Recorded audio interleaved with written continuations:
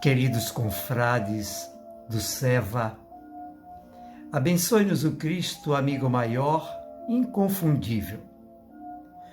Nossos sinceros votos de muita paz, reforçados pela proposta do amigo espiritual Simbá, que através do médio de Valdo Franco, em um livro Poemas de Paz, entre outros ensinamentos, nos assevera que paz é plenitude de comunhão com Deus. Desejamos então que todos vocês estejam sempre em comunhão com o Criador, para que tenham a possibilidade de reforçarem-se espiritualmente e superarem os desafios da vida física em um plano de provas e de sofrimentos. Do amor que tive, não direi palavra, pois se o amor em canções se faz mais lindo, descobri que este amor, posto que infindo, não é chama que morre e fica lava, mas um poema que jamais se acaba. Dos cantos que cantei, não direi nada, pois se o cantar na vida é formosura, agora sei que para ganhar altura, não basta a nota sentida na toada, é preciso cantar da paz plantada. Mas da morte que veio, direi tudo, pois se a vida é uma rosa em extinção, no seu perfume é o imortal clarão, que contemplo em remorso puro e mudo, por ter feito do nada meu futuro. Caríssimos confrades, a mensagem poética é de autoria de Vinícius de Moraes, Espírito, ditada à médium Dora Encontre. Vinícius de Moraes, carioca, poeta, músico, por muitos anos esteve radicado na Bahia e sempre escreveu poemas e compôs letras musicais exaltando o amor. Vinícius de Moraes, Espírito, nos oferece um texto em cuja primeira estrofe verificamos que ele permanece exaltando o amor. Do amor que tive, não direi palavra, pois se o amor em canções se faz mais lindo, e por aí vai. Na segunda estrofe, Vinícius faz referência aos cantos, à música. Dos cantos que cantei, não direi nada, pois se o cantar na vida é formosura, agora sei que para ganhar altura, não basta a nota sentida na toada, é preciso cantar da paz plantada.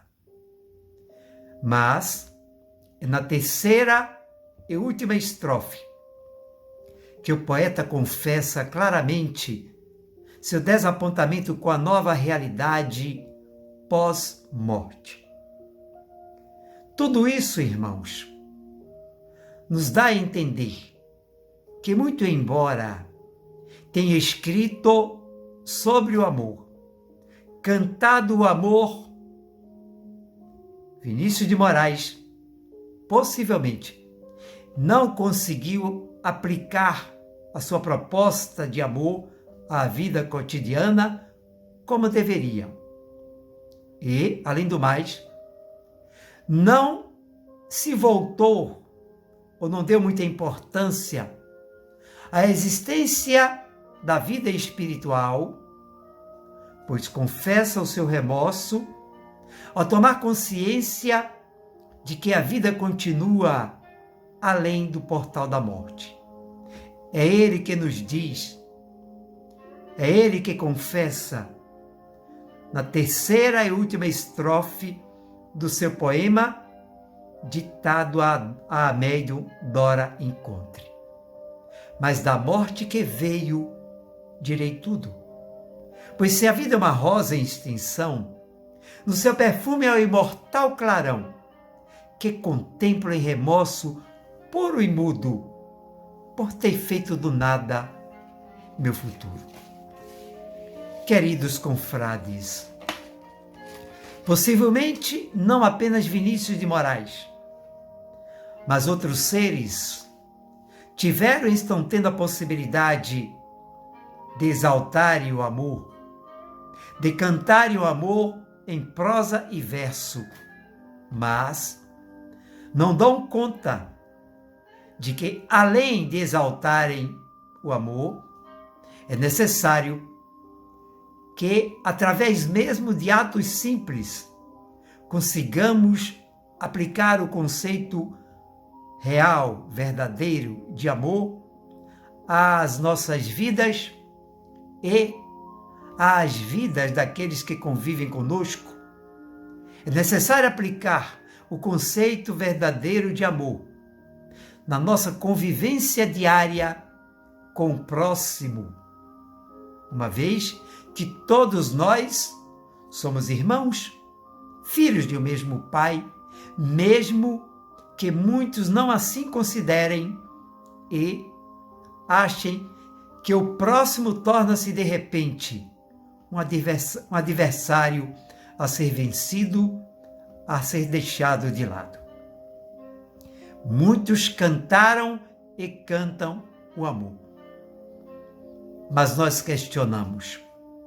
No momento atual, desafiador, em que fomos remetidos ao isolamento social, claro, que tem uma conotação fundamental se o avaliarmos diante das circunstâncias do século XXI e diante do momento de transição do planeta. É nesse momento que nós questionamos: onde está o amor? O amor é descrito nos livros, proclamado através de poemas, cantado através de músicas, e apesar de ser o fenômeno psicológico mais procurado da história, é ainda o menos compreendido. Para muitos, o amor não passa de uma miragem. Muitos o procuram de forma equivocada em lugares indevidos. Acham que ele se esconde nas grandes realizações, sem se darem conta de que ele sempre está presente nas coisas mais simples, diminutas, quase imperceptíveis. Daí questionarmos: onde está o amor? O amor singelo, ingênuo e arrebatador, que resgata o sentido da vida e nos faz sorrir, mesmo quando temos motivos para chorar. Onde está o amor que nos faz ter esperanças em alguém, mesmo quando sofremos decepções? Partindo de tal princípio, lembramos que o clima social da época de Jesus era o menos recomendado para se falar de amor. A miséria física e espiritual floresceu na alma dos judeus. Havia espaço apenas para falar do ódio e da revolta contra o poder temporal. Falar de amor era um escândalo. Nesse clima, Jesus criou uma atmosfera de amor surreal. E ele não nos deixou qualquer marca, senha ou dogma religioso para identificar seus discípulos, somente o amor. Afinal de contas, foi ele quem afirmou categoricamente: nisto conhecereis que vós sois meus discípulos, se amardes uns aos outros. Ora, irmãos, o verdadeiro discípulo não era aquele que errava menos, não. O mais ético ou mais puro, não.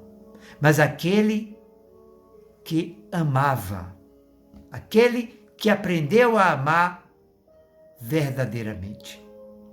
Então, quando questionamos onde está o amor, O amor que se nos apresenta da mesma maneira como Cristo o ensinou e o exemplificou quando aqui esteve. Somos levados a avaliar duas reflexões a respeito exatamente do tema. A primeira, nós a encontramos em um dos livros da série psicológica da mentora Joana de Ângeles, quando ela nos afirma: fomos criados para o amor, para a plenitude. Verifiquem os irmãos que é uma afirmativa muito comprometedora, porque nos achamos seres imperfeitos, porém, fomos criados para o amor, para a plenitude. Aliás, temos que recordar de que forma o Criador começou a criar-nos para proporcionar o surgimento das civilizações em todo o planeta. E aí viajamos até o Livro dos Espíritos, e lá, na questão de número 115, nos deparamos com a pergunta muito bem elaborada pelo codificador, quando a compôs da seguinte forma: entre os espíritos, alguns foram criados bons e outros maus, analisando possivelmente a postura do ser humano à sua época. Alguns voltados para o bem, outros claramente comprometidos com a maldade. A espiritualidade responde de maneira objetiva: Deus criou todos os seres simples e ignorantes, quer dizer, sem ciência. Deu a cada um uma missão com o fim de os esclarecer e os fazer progredir. Então fomos criados de forma totalmente iguais. Seres ignorantes, simples, porém com uma identificação: princípio inteligente.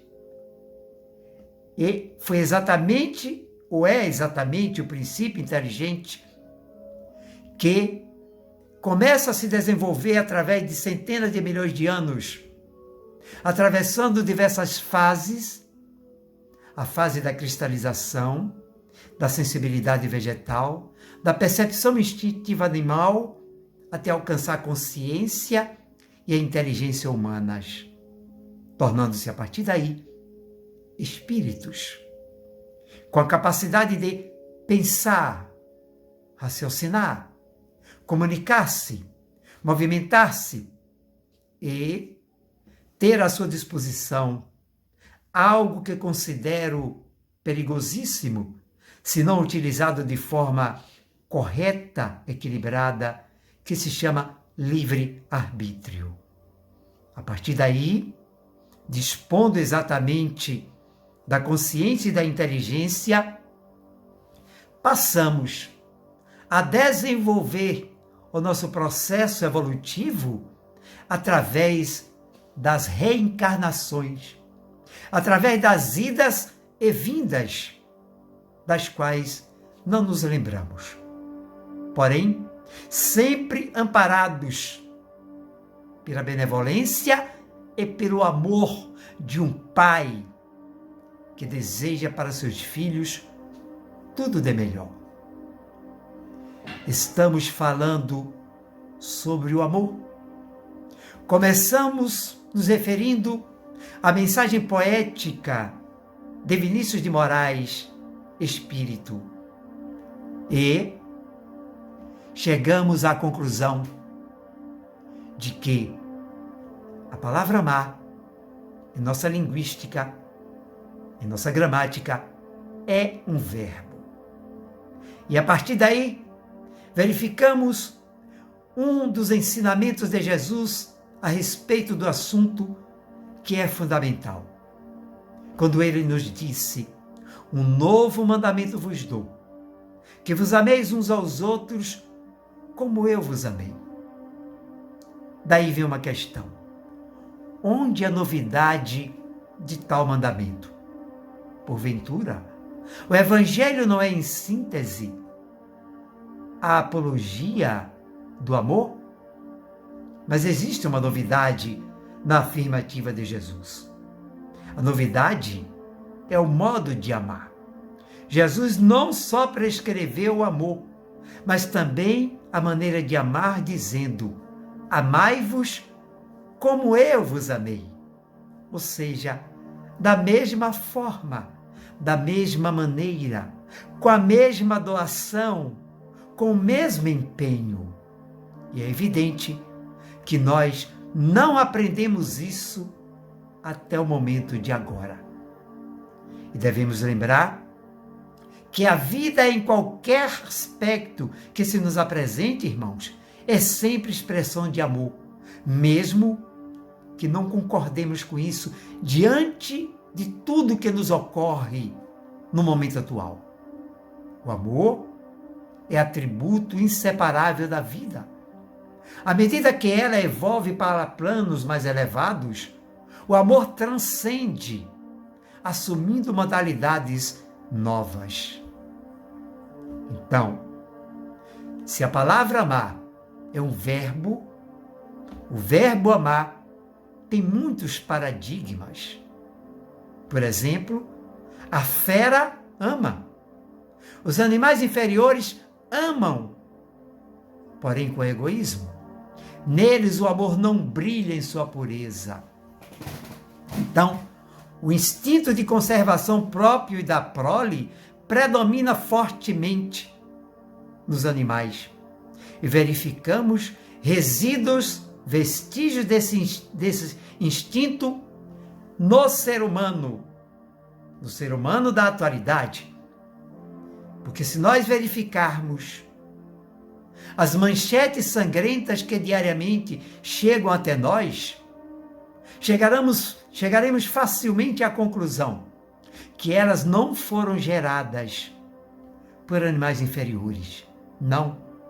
Foram geradas por seres humanos, detentores do pensamento, da liberdade de agir, do livre-arbítrio, detentores, na atualidade, de um tempo chamado moderno, no qual as divisas foram quebradas, porque estamos em um mundo globalizado. Temos à disposição o avanço tecnológico, a tecnologia de ponta, a favor do homem, a favor da sua comodidade, e nada disso contribui para que intimamente, espiritualmente, o homem se torne melhor, mais humano, menos egoísta e menos detentor de instintos que marcam suas ações. Verificamos, por exemplo, a ida do ser humano contra o outro ser humano de maneira violenta. Verificamos os assassinatos, principalmente do homem contra a mulher, a companheira, os feminicídios, cujo índice aumentou nesse período de pandemia, de isolamento social. Então, é necessário que façamos uma avaliação e verifiquemos que Jesus amou incondicionalmente, amou sem ser amado, amou sem ser correspondido, amou a bons e maus, a amigos e a inimigos, a justos e a crápulas. É fundamental, então, irmãos, que aprendamos, se é que ainda não começamos, com o Mestre Nazareno, modelo e guia de todos nós, a maneira, o meio de trabalharmos o amor em cada um de nós e utilizarmos desse amor, dos meios que consideramos os mais viáveis para o exercício do verdadeiro amor na nossa convivência com o próximo. Lembrando que Jesus amou incondicionalmente a todos nós, a humanidade como um todo, sem a preocupação de que seria correspondido na sua doação. Mas ele se comprometeu em colocar em prática o amor em sua soberania, porque o amor é soberano. No amor encontram-se a lei e os profetas, dizem os evangelhos. Nós poderíamos, então, classificá-lo como amor humano e amor divino. O amor humano ainda não é a expressão do verdadeiro amor. Não, porque ele é ainda recheado, fortalecido pela paixão, que muitos confundem com amor. Ele é impulsionado pelos instintos. Isso não significa amor pleno. O amor divino paira acima da razão, desconhece motivos, desconhece raciocínios de qualquer natureza. Jesus, claro, ensinou e exemplificou o amor divino. E, no seio do amor divino, ele retirou uma proposta e a enviou a todos nós, a humanidade daquela época e a humanidade do futuro, para que nós pudéssemos provar que temos a possibilidade de colocá-la em prática. A proposta foi: amai os vossos inimigos, orai por aqueles que vos maldizem e perseguem. Irmãos, questionamos claramente qual a razão humana que nos aconselha a amar o inimigo. Nenhuma razão humana, é evidente. Qual a razão humana que nos aconselha a orar pelos que nos maldizem, pelos que nos desejam o mal, pelos que nos perseguem? Nenhuma razão humana, mas o Cristo. Somente o Cristo teve e tem a possibilidade de propor-nos tal desafio. É evidente que um outro preceito viria a complementar esta proposta desafiadora que foi direcionada a cada um de nós, que estamos momentaneamente no mundo físico. A proposta é: aquele que vos bater na face direita, oferecer-lhe também a esquerda. Ora, quem de nós poderá entender facilmente tal desafio? Tais mandamentos, irmãos, não se curvam à nossa lógica.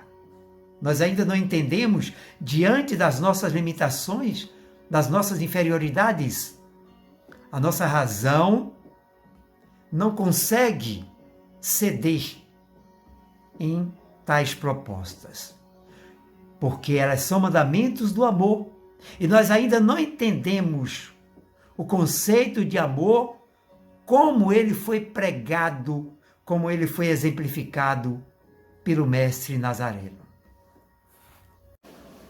Diante de tal proposta ofertada por Jesus, diante de tal desafio, e diante principalmente das nossas limitações, nós precisamos claramente recorrer aos ensinamentos do seu Evangelho.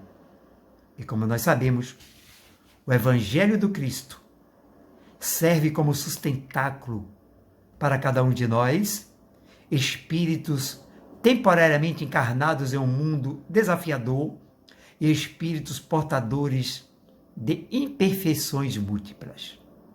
E quando falamos em Evangelho, nos lembramos da afirmativa do nobre espírito Emmanuel, guia espiritual do querido médium Chico Xavier, quando nos afirma: o Evangelho será pregado a todos os povos, para que as criaturas compreendam e alcancem os fins superiores da vida. Ora, irmãos, a afirmativa de Emmanuel tem sentido e o Evangelho do Cristo já vem sendo pregado há séculos. Só que os espíritos que reencarnaram no planeta o fizeram em razão dos débitos de vidas pretéritas, dos ajustes que teriam que enfrentar e promover a eles próprios e àqueles com os quais reencarnariam na presente experiência física. Então, é fundamental que nesse instante, quando Cristo nos oferta um desafio, que é o de amar os nossos inimigos, busquemos urgentemente as orientações contidas em O Evangelho segundo o Espiritismo e, no capítulo 12º de tal livro, recheado de ensinamentos morais do Cristo, nos deparamos com o título Amai os vossos inimigos. Um capítulo composto por 6 itens ou subitens ou subtítulos, dos quais separamos 3 para uma análise muito rápida nesse momento de proposta simples para os irmãos. O primeiro item que separamos é retribuir o mal com o bem. O segundo, inimigos desencarnados. E o terceiro, a vingança e o ódio. Ora, retribuir o mal com o bem tem fundamentação na proposta de amor que o Cristo nos ensinou. Sabemos que o princípio da caridade é a prática do amor ao próximo. Amar os inimigos é a aplicação mais sublime dessa proposta. Então, que passemos a entender agora o conceito de caridade como o Cristo nos ofertou e como ele o defendia. Qual o sentido da palavra amar nessa proposta desafiadora de Jesus de amar os inimigos? Qual o sentido da palavra amar em tal circunstância? Jesus não pretendeu estabelecer que tenhamos por o inimigo o mesmo carinho, que dispensemos a mesma atenção, que tenhamos a mesma confiança, a mesma expansão da amizade que temos por um amigo. Não. É evidente que seria e é impossível de mantermos tal tipo de postura. Porém, em seu Evangelho, em suas lições, ele nos mostra claramente de que forma nós poderemos exercitar o amai os inimigos. Amar os inimigos, na conceituação e no exemplo e no ensinamento do mestre Nazareno, significa não guardar ódio nem rancor, nem desejo de vingança. É perdoar-lhe o mal que nos causou. Basta que desenvolvamos tais exercícios. Desejar-lhes o bem e não o mal. Abster-se de tudo que os possa prejudicar. Ou seja, não dar nenhum passo, não pronunciar nenhum tipo de palavra, não ter nenhum tipo de movimento que possa prejudicar aquele que é ou que se constituiu nosso adversário.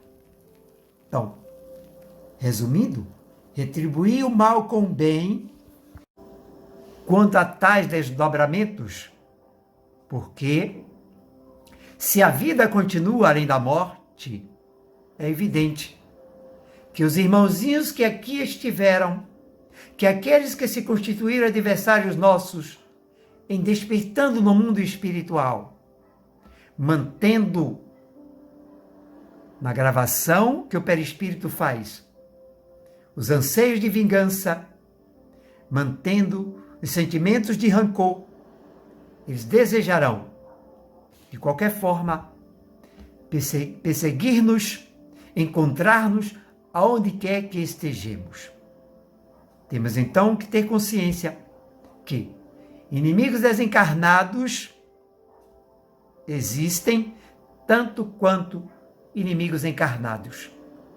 São aqueles que aqui estiveram, conviveram conosco, se transformaram em adversários e inimigos, desencarnaram, partiram, gravando ou tendo gravado no perispírito os sentimentos de rancor, de desejo de vingança e despertaram no mundo espiritual, alimentando tais desejos, que, claro, poderão ser trabalhados com o passar do tempo, mas enquanto tal não acontece, desejarão perseguir-nos aonde quer que nós estejamos. Os inimigos desencarnados manifestam-se, inicialmente, através das influências consideradas simples, segundo o livro dos médiuns, que, se não trabalhadas, tornam-se obsessões, que, se não cuidadas, tornar-se-ão subjugações. É fundamental que tenhamos consciência, primeiro, de que precisamos evitar qualquer tipo de atrito com alguém enquanto estamos caminhando com o próximo. E, se tal acontecer, que busquemos rapidamente o encontro para o ajuste fraterno, caridoso, para que nenhum dos dois desencarne, levando gravações indevidas no perispírito de cada um. E o último subitem escolhido fala sobre a vingança e o ódio. A vingança, irmãos, faz parte dos costumes bárbaros. Então, ela já deveria ter desaparecido do planeta em pleno século XXI. Mas, infelizmente, tal não aconteceu. Significa certo estado de atraso dos homens. Atraso aí de cunho espiritual. Porque de cunho material, nós estamos tão avançados na atualidade, porém, não demos passos significativos no avanço de cunho espiritual. Vingar-se é totalmente contrário à proposta do Cristo: perdoai os vossos inimigos. Quem deseja vingar-se de alguém, claro, jamais pensou em perdoar. Não, deseja exatamente cobrar, de qualquer forma, para ver-se livre da presença de A ou de B, como se isso acontecesse repentinamente. Claro, faltam àqueles que pensam dessa forma o conhecimento e a visão de que a vida continua além do portal da morte. A vingança é uma inspiração funesta, é uma inspiração inflamada pela paixão, pela cólera e pelo ódio. A vingança e o ódio são costumes bárbaros que já deveriam ter desaparecido do planeta em razão de todo o avanço tecnológico que nós estamos tendo. Mas tal não aconteceu. Os irmãos poderiam estar questionando, diante de tal quadro, diante de tal proposta que nos foi ofertada pelo Cristo, diante de tal desafio, o que fazer? Temos efetivamente um sinal, um alerta, uma orientação. E tais propostas se resumem em uma afirmativa ou num convite feito há mais de 2 anos, há mais de 2000 anos pelo Cristo. Vinde a mim. Ora, o chamado do Cristo, vinde a mim, todos vós que vos achais oprimidos e sobrecarregados, eu vos aliviarei, tem sentido, porque indo até o Cristo, é um momento crucial como o que nós estamos atravessando, nós teremos a possibilidade de aprender mais ainda, quem sabe, é um momento em que as nossas mentes estão mais abertas, em tempos considerados modernos.